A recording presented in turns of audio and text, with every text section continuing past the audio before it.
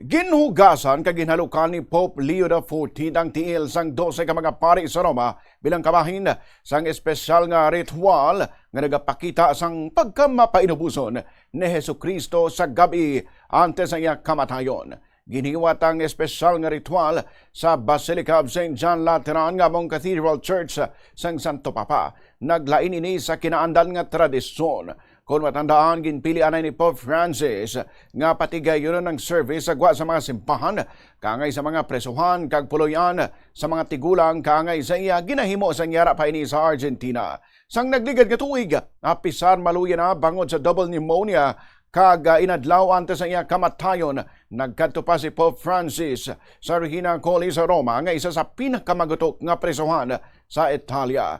Sa mga tuig suno sa Vatican officials, ginpili ni Pope Leo nga hugasan ang tiil sa mga pari bilang suporta sa Catholic clergy nga nagatrabaho sa malawig nga inoras kag nagapanguna sa masobra isa ka parokya. Sa iya monthly prayer intention sa mga Abril, gindedikar man ini ni Pope sa mga pari kag ginhingyo sa mga Katoliko sa bilog nga kalibutan nga ipangamuyo sa Ginoo nga tatapon sila. Sa iyang mensahe kadungan sa Huwebes Santo, nagpahayag si Pope Leo nga ang akto ni Jesus dapat magserbe nga inspirasyon para sa mga tumuluong nga magtatapa para sa mga nagakinahanglan. Lasciarci servire dal Signore è dunque condizione per servire come ha fatto. Allowing ourselves to be served by the Lord is therefore the necessary condition for serving as He did. Unless I wash you, Jesus said to Peter, you have no share in me. Unless you accept me as your servant, you cannot truly believe in me or follow me as Lord.